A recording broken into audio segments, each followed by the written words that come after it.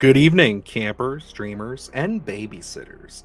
And yes, Winnie the Pooh, Blood and Honey. This mock horror film from 2023 quickly became the internet punching bag.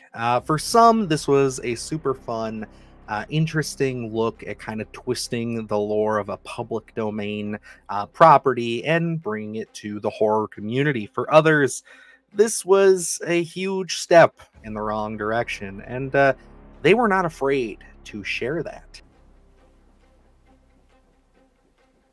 Nope. As for Luke and I, we found ourselves in a very unique situation. We were able to reach out and get an interview with the filmmakers behind Winnie the Pooh, Blood and Honey, and it was very adamant from that interview that they had big plans for a sequel, and a sequel that is just around the corner. So today, we wanted to sit back and kind of look back at the first film, look at maybe what worked, what didn't work, revisit it, and really kind of express our thoughts and feelings on that and what we're thinking might be a major improvement with Winnie the Pooh, Blood and Honey 2.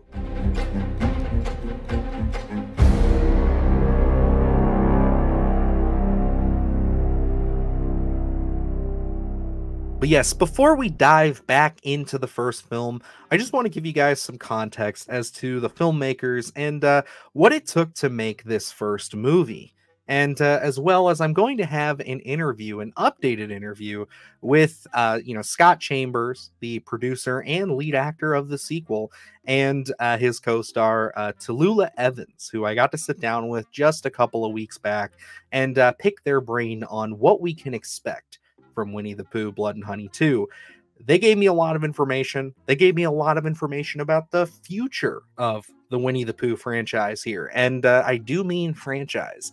So yeah, it was super exciting. I'm going to interslice a lot of that interview throughout this video. And yeah, we're going to revisit the old, we're going to talk about the new, and we're going to talk about the future of the Winnie the Pooh, Blood and Honey universe. So thank you for sitting down and watching this. If you're new here, hit that subscribe button. And yeah, let's talk Blood and Honey. Reese Frake Waterfield and Scott Jeffries were a couple of guys trying to break into the industry. It's a tale as old as time, but what makes theirs a bit different is the approach the pair decided to take. You see, Scott and Reese both knew what their particular strengths and weaknesses were. They complemented each other's work and knew how to get the best results from one another. They decided early on that rather than shoot for the stars and make the blockbuster film of their dreams right off the bat, they would work within their means. They would go on to produce and create a large catalog of micro-budget schlock films that would consist of wild ideas, a lot of DIY movie magic, and made for next to nothing. Even the smallest return on investment for these films would be a big step closer to the duo working their way to the big leagues. All of which changed when the pair decided to tackle a project that was ridiculous and eye-catching.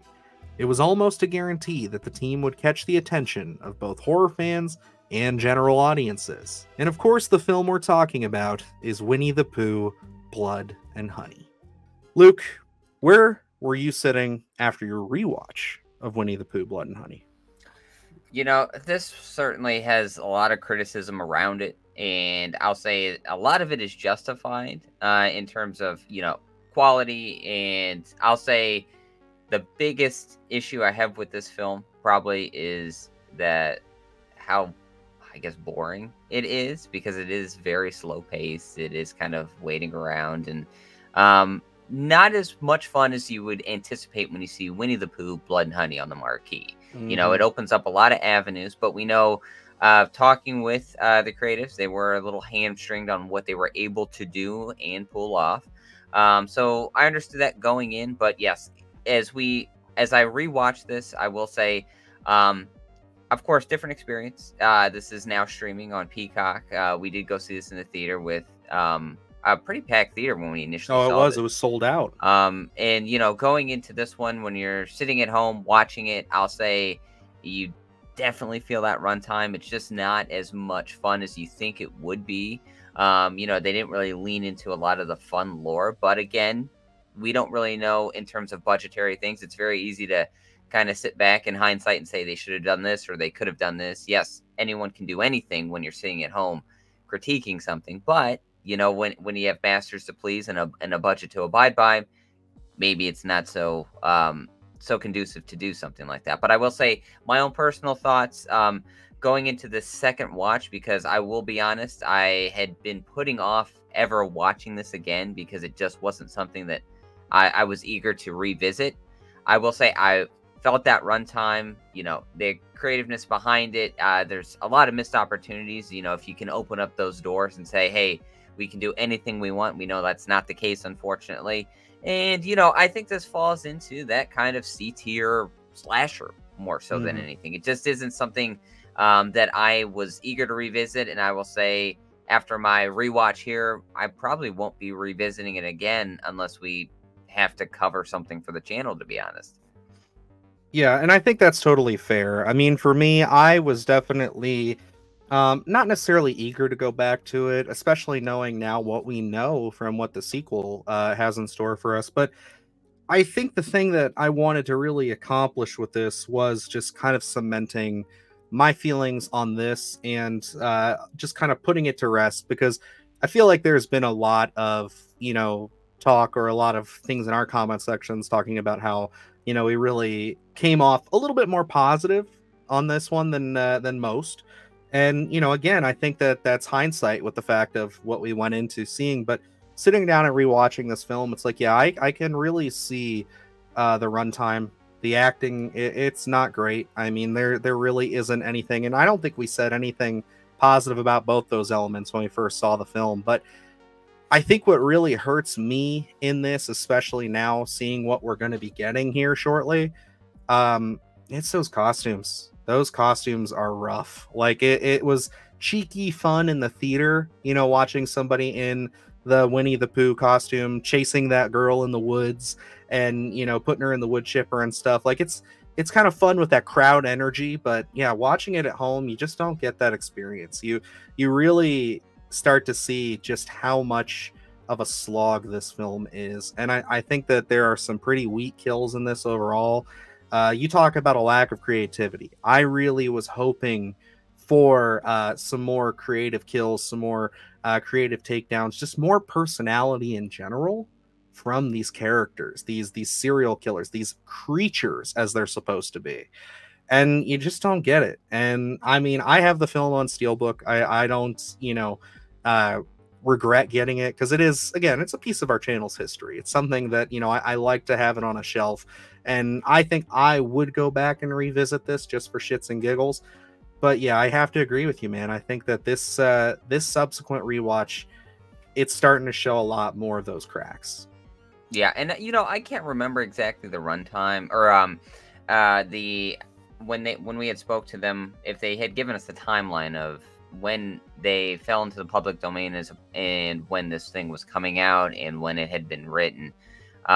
You know, because those types of things where if you look at it and it wasn't a rush job to get something out to be that first to the finish line in terms of the Winnie the Pooh property entering the public domain, I think, you know, sitting back and kind of having rewrite after rewrite after rewrite and kind of, you know, looking at that budget and saying, what can we do, and kind of reworking the costumes to kind of get maybe a better creature design would have done this film 10 times of good. You know what I mean? To kind of be able to sit down and have that kind of fun, kind of that killer clowns. And I know I mentioned that in our initial review, and I went back to it every time I think we discuss this property. Is that's what I wanted out of this. I wanted that killer clowns kind of feeling, that cheeky fun. Yeah, and you know, I just don't think that this film on rewatch is ever going to really hit those marks. And you know, I think that there have been some things that I found really eye-opening after talking with Scott again. One of those pieces being we discussed the budget, which I'll show you that right now.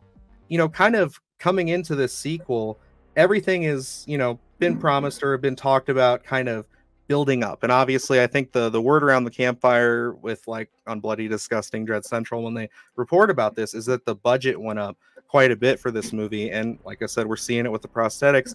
So kind of coming into this project, how did that affect you guys? Like when you got on set, I mean, you're in a dual role there, Scott, with producing and acting, so it's like you kind of see both sides of it. But how does this compare to being on the first film? And then for Tallulah, how does this compare to some of the other projects that you've worked on? Yeah, so compared to the first one, I'd say this one was a lot more stressful just because obviously we have got more money and we have been promising certain things, and it's kind of that thing where you don't want to under-deliver. So I'd say there was a lot of stress, and classic low-budget films, days before the shoots, things kind of really dramatically typically go wrong and all this kind of stuff, and you're kind of jumping in between jobs, wearing different hats. So it was very stressful because, you know, with Reese, obviously, I care a lot about him and I really, really want to support him as much as I can. So it was very stressful, but I would say overall, like, I felt so much better about this one. With the first one, it was such a small budget that people don't even understand. Like, you know, there's stuff on the internet saying we had 100 grand. We actually had £20,000. It was made on 20 grand. So with the sequel, it just, you know, seeing the monitor, seeing the shots, it was just like, oh, here we go. This is what I think, you know, I think people really wanted from the first one that they might not have got, with the prosthetics and the storyline, the character arcs, and, you know, everyone in this has got something really cool and fun to do. And then, yeah, getting to act with Tallulah was amazing. I genuinely love her. And it was just such a great time. When she was around, the stress went for me, so... No, it was so good. Like, honestly, I had that. This is the thing, though, because I wasn't there the whole time. I was obviously just coming in and out. So, like, I didn't get the stress that you had. But, like, for me, it was just so fun. I just had the best time. And, like, you don't really get, like, I feel like that's, like, kind of an unusual opportunity to be just, like, because even though it was stressful, everyone just got along so well. And it was just so fun. And, like, actually, no, I can't say. I kind of need to be careful. Like, I guess I can't say certain things, but like, that's okay. No, I completely understand. It was so good. Like, and working with Scott was just we just had the best time, and like the scenes, I think, were strong. Like the scenes feel strong. So yeah, as he says in there, the film was made for a $20,000 budget, and that makes more sense. You see a lot of reports out there on, you know, YouTube and on Google that say this thing had $100,000, and you just think, where did this all go? Because I mean, like, for $100,000, it's definitely it's cheap. It's really rough, which I'm not saying that's anything substantial by today's movie standards, but you would think they would be able to get some better prosthetics, maybe do a little bit more of the gore, just maybe have more fun with it. But no, when you think about that $20,000 budget, like, yeah, for us two, that's a lot of money for a movie. But I mean, when you're trying to do something that you know is going to get this many eyes on it, because I think that was another piece of this, is they knew tackling the material of Winnie the Pooh and bringing it into the horror space, it was going to get lambasted. It was going to get everything from people who are excited for it to people who are just ready to rip it apart piece by piece. And, you know, I think, like, it does go to show now that we have a little bit more information of just what was going on behind the scenes and really what they had to work with, just how low budget this first film was. And I think that maybe had they really leaned into that and were more honest about that and more upfront about it, maybe that would have helped people tamper their expectations a bit, because that certainly does, you know, leave a little bit more of an understanding for me. Yeah, absolutely. You know, and looking at that $20,000 budget, you have to look at the property that you're tackling. You know, we've talked to Kyle Edward Ball with Skinamarink and Rodney Banfitch with The Outwaters. And yes, very low budgeted films, but different concepts, found footage, things like that is something a little bit different than when you're trying to translate a creative property into a more cinematic feel, something that is that kind of traditional narrative that we get.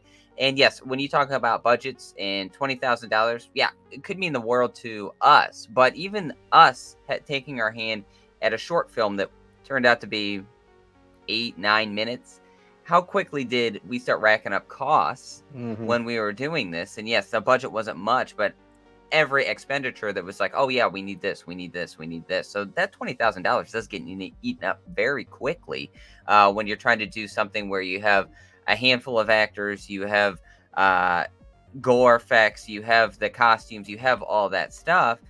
So, you know, that certainly does make more sense as to what we were expecting and what we got.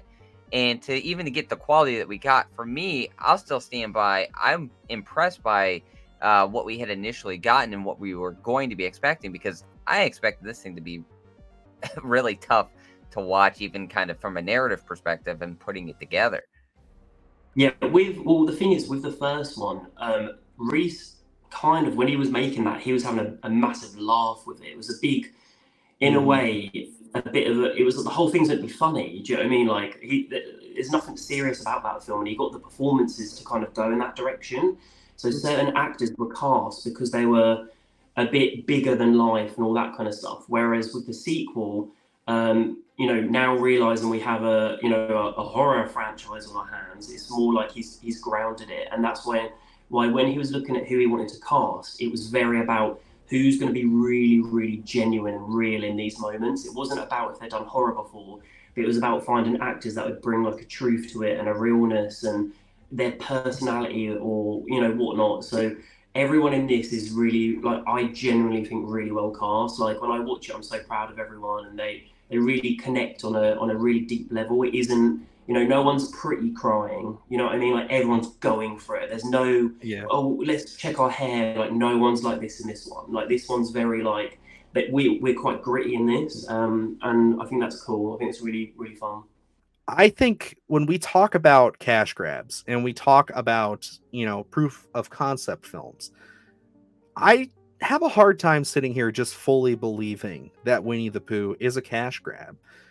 It's sort of, I mean, if you want to look at it like that, yeah, it can be said that it is, but the fact that they're now taking the money they made from that and putting it directly into, you know, Winnie the Pooh, Blood and Honey 2, and, you know, by the trailers comparison, by some of the information we're going to talk about here in a minute, they are keeping their promise, and they are really putting their best foot forward with it. And isn't that, at the end of the day, just what they did with Terrifier?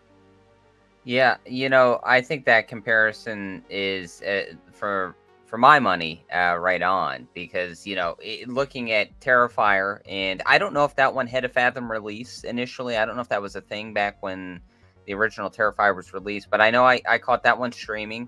May have been Tubi, and yes, was not really pleased with it, and then wasn't really excited going into Terrifier 2. And, you know, being able to see that expanded lore that Damien Leone had, you know, in his back pocket, and then to come out. And I know our big question was if, you know, this was kind of just a kill reel of Art the Clown, and we're going to get more meat potatoes of, you know, that Terrifier 2 and see what kind of doors they were going to open, I'd be more excited about this kind of franchise.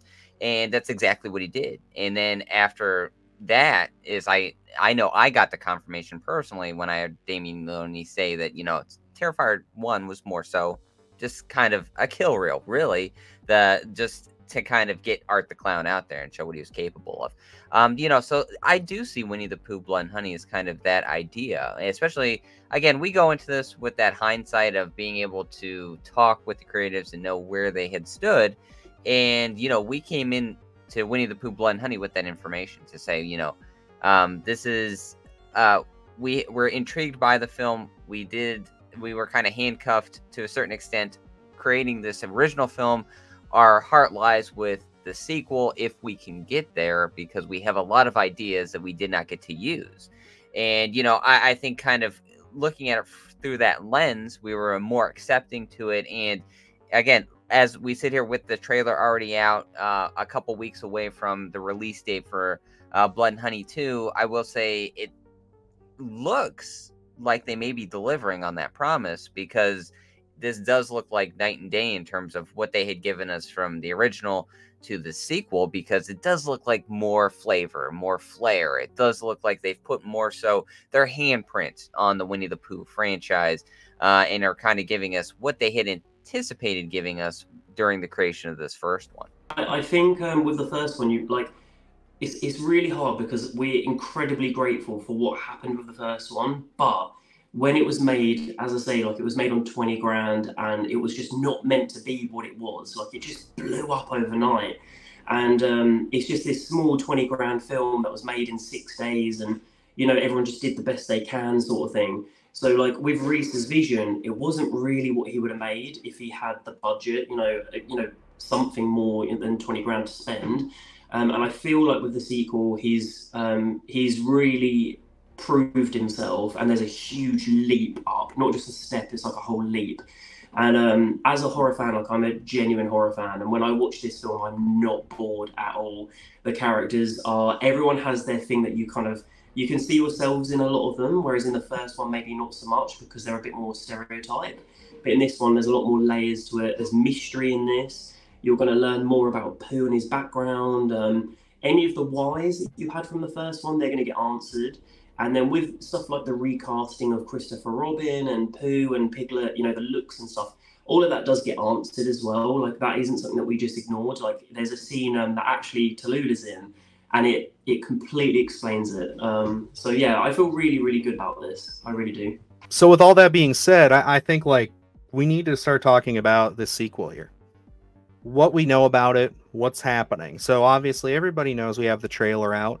And yeah, I think the response has been very vocal that it does look better. It does look like there's some effort behind it. Luke just said it, where it looks much stronger than the first film. The effects look really good, for being still a low budget film. But those prosthetics look solid. They look fun. They look like they've added a lot more terror to Blood and Honey 2. And I think that, at the end of the day, from what they've shown and kind of what they've chosen to do behind the scenes that we'll dive into here, it really seems like they are taking the money they made from the first film and doing exactly what they said they were going to do. Put their best foot forward and make the sequel much stronger. And I mean, first and foremost, let's talk about those effects. I mean, Luke, when you saw the prosthetics in those set photos, what were your thoughts coming out of that? Just, the epic change that we're going through, from what we had seen in the past into what we're getting now. Again, it just feels like night and day. It just feels like they're, if that first one was, okay, hitting the public domain, we got to get this out, and that timeline is very short. It feels like this one, they almost had a chance to catch their breath and say, what do we want to do here to mix this up and really put our stamp on this one? It really does feel like they took their time more so with this one and kind of, wanted to design these characters and make them more terrifying because, like you mentioned it in the opening, we kind of just had this pig mask and this Winnie the Pooh mask, and then we just had, these dressed up in, backwoods looking characters almost. So, I think this one, you kind of shed all that stuff, and plus we're expanding upon the actual Winnie the Pooh cast, and we're getting some things that are just looking otherworldly to me. So it does look like there is an actual stamp of creativity put on this one rather than just what we had gotten previously. Absolutely. And, I think for me, the effects, I've been saying it, I think that they look very impressive. They look very fun. Yes, there has been some criticism laid at Tigger's tail, still looking a bit junky. And I think that the CGI, when you're coming into a low budget feature, you're going to get that no matter what you do. I mean, there are some questionable CGI bits in Terrifier 2. I know I might get heat for that too, but there are a few shots in there that look a little wonky. And that's just unfortunately the nature of the beast. They don't have big giant effects houses to really clean those up. But just the fact that they're, again, putting some money into that. But I think the piece here that really intrigues me, and kind of the most honest point of why I'm still in the corner for Winnie the Pooh Blood and Honey at this time, is the fact that Matt Leslie. Now, if you guys don't know him, I don't blame you, because he doesn't have a huge body of work, but he did make a movie that Luke and I are very fond of. Luke turned me on to this film during COVID, and that's summer of '84. It's a really fun flick. It's got a really interesting story, and we're definitely going to be covering it on the channel here. But one of the best parts of that film is the writing. It's really well written. And recently it came out, this is something that we knew, but I don't think anybody really paid attention to. But the writer himself, Matt Leslie, and I'll put it up on screen here, made a tweet thread basically talking about why he signed on to do Blood and Honey 2. And to be honest, he was also not really that interested in it at first. It wasn't until he met with Reese, the director, and I think that this just shows what a class act these guys are. Reese flat out told him the first movie was terrible and it was horribly written. And Reese takes that on the shoulder because he was the writer for it. He's like, I don't know how to write, for this concept. I know how to shoot it. I know how to get my vision out there, but I need strong writing. And he did all he could to bring Matt Leslie on, and he came on. And from what he has said, it was a wonderful experience. So, Luke, bringing on the writer of Summer of '84, what does that do to instill some confidence in the project for you? I tell you, I have such a love for Summer of '84. Yes, very different film than something like a Winnie the Pooh kind of concept, but it's kind of got that nostalgia feel to it, that 80s vibe to it that we all absolutely love, and it seems like we chase with a lot of these kind of slasher films. So I think knowing that Matt Leslie is the creative behind a lot of the writing in this has given me a lot of confidence, because he has this knack for, if you haven't seen Summer of '84, go watch it and then come back to this, because you see this knack of being able to kind of create this camaraderie between characters. And, I think, we don't know necessarily the full concept of what we're going to be getting with Winnie the Pooh, Blood and Honey 2. But, I think those character connections, that feel, that vibe is something you're going to need, especially before you get to that large body count that they've kind of promised us. So, looking into that aspect of it, it has instilled a lot of confidence into me about, as we talked about the first one kind of being a little bit of a snooze fest, where to kind of get the ball rolling here and to keep all these scenes moving to facilitate, these kills and just this wild idea that, Reese and Scott have wanted to kind of capture on film. So, getting into having Matt Leslie behind this has instilled a lot of confidence in terms of what we could be getting for the sequel. Absolutely. And, you talk about that body count, and that is something that I got to talk with Scott Jeffries about, as well as, the camaraderie element. We've got a new leading lady in this by the name of Tallulah Evans, who I also got to speak with. So I'll give you a couple snippets of that so you guys can kind of see what we discussed as far as what we can kind of expect from this, sequel. And for you, Scott, when we last spoke, you had said that your kind of hope for this sequel was to really see Reese's vision come to life. I believe you referenced 100 kills. First off, did you guys kill 100 people in this movie? Can you just tell me that right out front? So I think we probably did about 60, I think. Oh my God. Yeah, okay. Yeah. So nearly, but Reese was right. He was like, we're not going to do 100, but I was like, let's do 100. But I think we did a 60. And in the trailer that's going to drop on Monday, there's a shot. I can probably just say this because by the time this goes out, but there's a shot where I run into a room and there's bodies everywhere. Oh my goodness. I think you're going to like that shot. So Tallulah, to kind of pivot back a little bit, I had a second piece to that question asking, if this was your first foray into horror here. With that, were there any specific kind of performances, any kind of films that you watched in preparation to kind of maybe get you in the headspace? And they don't have to be horror, but like what kind of films do you kind of look to when you're preparing for, say, Blood and Honey 2 or just any role? Okay. I feel like Scott sent me a lot of clips because when I say I didn't know anything, I didn't know anything. Like, I really didn't. So I was getting sent clips. Because obviously with this genre, you're going to be doing stuff that you can't relate to. Like, you're like, okay, I've never experienced this before. Like, I don't know how I'd react to that. So obviously kind of watching a few of those clips, like, I can't actually think of the specific ones now. But I watched, by chance, it was, what was it, Maxine? Or like Pearl? Pearl? Yeah, it was Pearl. Pearl. I'd watched Pearl, and I was looking at Mia Goth, and I was like, okay, interesting. Because it is heightened. Like, it is heightened. But, like, still, you still have to ground it in reality. So it is, like, a tricky balance. Because you don't want it to be kind of like so unbelievable that people can't be like, oh God, that is actually terrifying. But also you've got to know that like it's going to be heightened because that's not normal life. Well, Yeah, I would say so. I would hope not, but yeah, no, that's great to hear. Especially, I mean, we're big Mia Goth supporters on the channel. We absolutely adored Pearl when it came out. So it's like I love hearing where your inspiration kind of came from that, and definitely it gives an interesting perspective for you not being so entrenched in horror.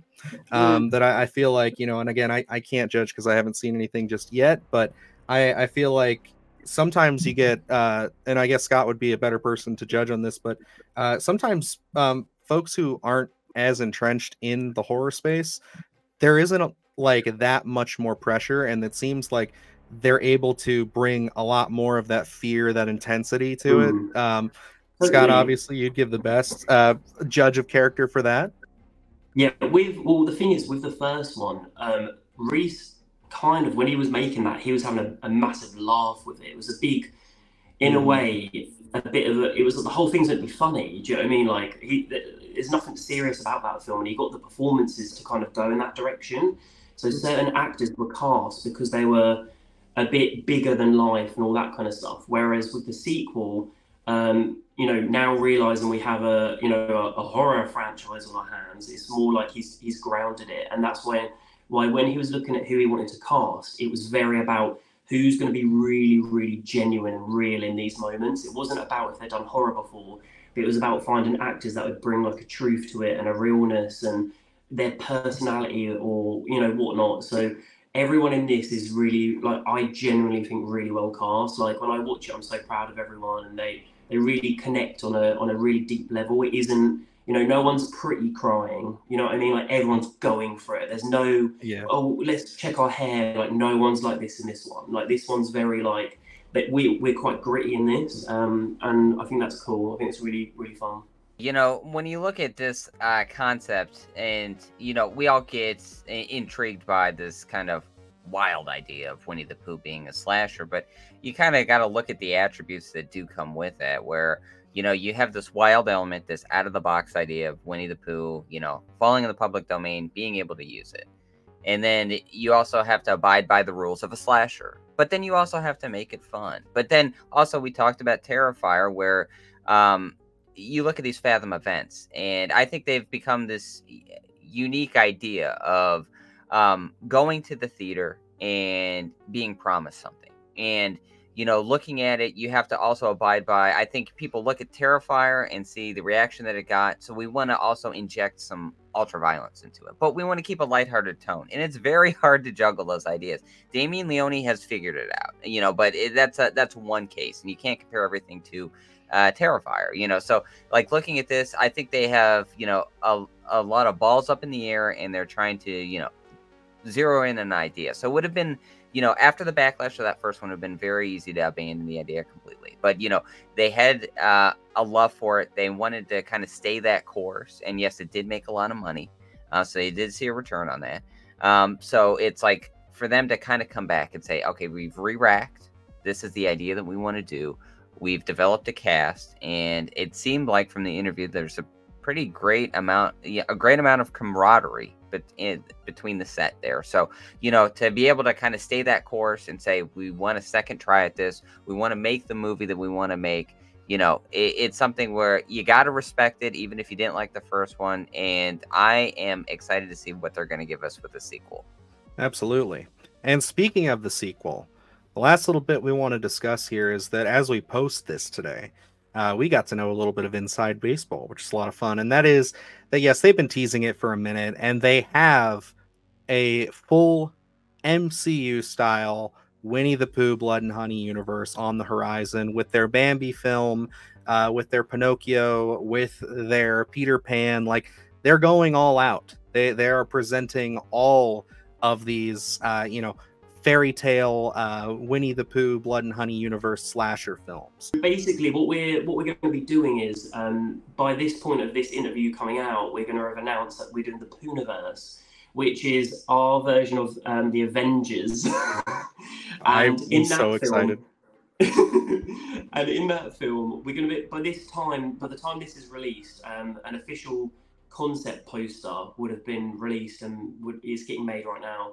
And it's going to have Pinocchio, it's going to have Winnie the Pooh is going to have Tigger, Owl.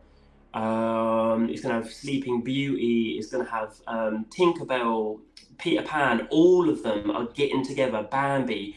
All of them are coming together because me and Reese, we make films that we want to see as an audience. And I've not seen an Avengers horror film ever. And I just thought, wouldn't it be cool if they all grouped together? So this year, in terms of what I'm filming, it's their introduction film. So I'm doing Peter Pan, I'm introducing him. We've just shot Bambi last month, and then we're going to be doing Pinocchio, etc. So this year I'm going to be introducing the characters. They're all going to have links and winks. For example, we're going to be trying to get Tallulah in as Lexi in Peter Pan as a cameo, just to show that these worlds exist within one another. And then when we get to the Pooniverse, Monsters Assemble, that is when all the monsters are coming together, and they're going to be kind of working together to kind of like finish us all off, basically. And I think it's going to go down well. But yeah, it's going to be a cool one. Nuts. Jeez.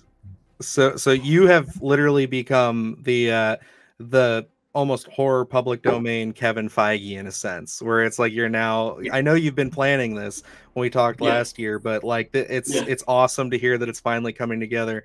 Which does bring me to another question I had, which you've already answered, so we don't have to go into it. But I was going to ask, does this universe have a name yet? But the Pooniverse is great. I'm all for it. Well, I'm excited to see it. Pooniverse is the name of that film. So okay. Avengers, that's Pooniverse Monsters Assemble. But the actual universe itself, we're still between two titles. So hopefully by the time this goes live, that will all be figured out. But there's two titles that we like, so you'll know soon. Awesome. And so there, I guess obviously Tallulah, then there's a little bit in there that tells you that you're going to be showing up as a cameo in Peter Pan potentially there. So I'm excited to see that. So then and yeah, I think that on one hand that's exciting and that is interesting. But I will say, as positive as I have been, as nice as we've been in this video to the creatives and understanding, even now re-racking and saying, yeah, that first film, the rewatch value is low. There isn't much to really gain from it, but there's potential. I think that as long as the second film delivers and these guys can nail it and they have a good handle on it and they keep developing this team with bringing people like Matt Leslie on and bringing in more competent, exciting young actors and keeping the money going into these productions, I think these could be a lot of fun. I think that, is there a chance, and I guess the final question I want to pose to you, Luke, is do you see there being a chance where, like with Terrifier, you had people who were in and then you had people who were out, but Terrifier 2 seems to have brought most horror fans in. Do you think that there's ever going to be a moment for Winnie the Pooh, Blood and Honey to have that resurgence where people will actually say, you know what, that second one, that was a lot of fun. I want to see this through. I want to go check these other films out. Do you think that there's something like that could happen? Or do you think that the backlash and everything that this franchise has suffered so far is always going to remain on it? Do you think that's going to be a stink going forward? No, not necessarily. I think everyone loves a comeback story. So I think if the reviews come out, I think people will be hesitant for the sequel here. And, you know, I can't strike you for that at all. But, you know, I think if the reviews come out that they're positive, I think that's going to garner a lot of intrigue from certainly the horror community. I think if you were out on Winnie the Pooh, Blood and Honey, the first one, I don't know if anything's going to sway you to ever get back in. So, you know, I think if we hear some positive things, I think a lot of people will jump right back into the pot of honey, so to speak, and give it another chance here. But, you know, I think as you establish this big MCU style universe, I guess, of these properties that are falling in the public domain, you know, I think you're going to have some that are hot, some that are cold, you know. So I think people are going to be along for the ride, and some people will be in, some people will be out, and some people will stay the course throughout just to watch the world burn, so to speak. So, you know, I think it's going to be an intriguing ride. I think a lot of people find this, you know, to be a little more offensive than I do in terms of what they're providing with us. But, you know, it's all relative for me, where it's like, you know, we talked Wonka like 2 weeks ago, and I was like, we got to see what the creatives present to us. You know, for me, just because it's made doesn't mean I have to watch it.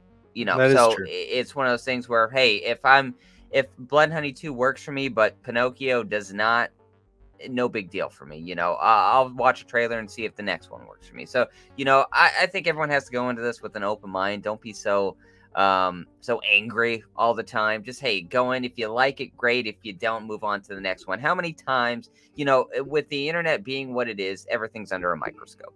So, you know, how many times, I know this certainly happened to me as a kid, was I perusing the horror section and a good old VHS popped up that I had no idea existed. Hey, what is that, Jack Frost? I'm not mad that this exists. Didn't hit for me, but hey, if you enjoyed it, you go for it.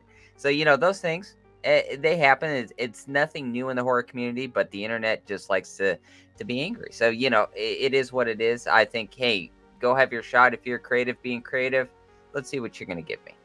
Absolutely. And, you know, I'm right there with you on basically that entire sentiment. I thought that was really well said, Luke.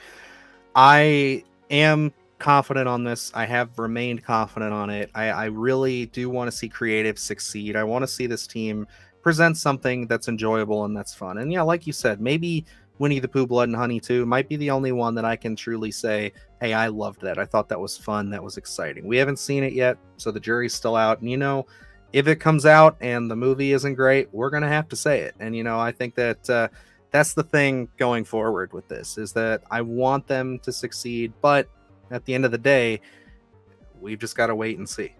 And if it is bad, then oh well. And I guess we'll see where the rest of the universe takes us. Maybe they'll find their footing elsewhere. But, I mean, again, they've also got to make some money to kind of keep it going. But through and through, I'm not upset that Winnie the Pooh Blood and Honey exists. I'm not upset that the film, you know, garnered so much success. If anything, it's encouraging that you had people who, you know, let's not mind you, at the start of this video, I talked about how, you know, Scott Jeffries and Reese Frick Waterfield, they've made a lot of low budget horror. They've made a ton of direct to DVD horror, and their plan has just been to learn and grow and move forward. And that's all anybody who wants to make films can really ask for. These guys have finally jumped up to a bigger section, a bigger spot than they've ever been. And it's encouraging to hear them say and actually prove to us thus far that they're doing what they can to deliver something that hopefully will be fun for everybody. Because at the end of the day, with a concept like Winnie the Pooh Blood and Honey, I'm just looking for something fun. I'm not sitting here saying this needs to be Shakespeare. I've got films like Late Night with the Devil and stop motion and other wonderful things that we're going to get to see this year, like Nosferatu, I assume is going to be amazing. We've got those films. But it's okay that films like this exist, no matter how horrible that first movie really is at the end of the day. And I don't think it's the most offensive film in the world. I certainly don't think that it is something that I'm going to sit there and think, why did they have to make this? No, it sucks that it's kind of boring on rewatch, and you lose a lot of that rewatch value without having that audience and that excitement of just what this could be. You know, it's got some bright spots in there, but at the end of the day, I do understand where the creatives are coming from when they needed to kind of lay the groundwork to build the house. And I'm hoping that Winnie the Pooh Blood and Honey 2 will be that house. And yeah, we'll just have to wait and see. But that's everything we got on Winnie the Pooh Blood and Honey. And that's probably everything we got on Winnie the Pooh Blood and Honey 2 until we review it here in a couple weeks. So stay tuned for that. If you're just finding our channel from this, feel free to hit that subscribe button. And thank you for sticking through us with this. This was kind of a bigger video for us. We're doing a lot more fun and interesting things with our interviews, trying to kind of intertwine content and interview.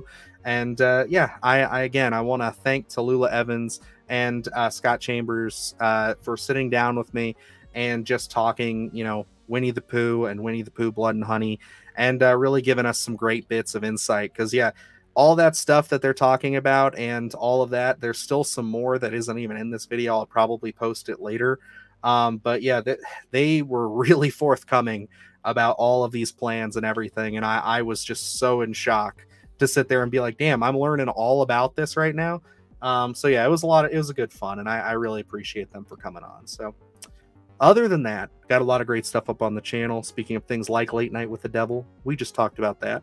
And as well, we just sat down with Felipe Vargas and broke a story that you can find on Fangoria, comicbook.com, and of course, its main home, Bloody Disgusting. I'm damn proud of it, so I'm going to mention it again, where he talked about his Leprechaun reboot a little bit for us.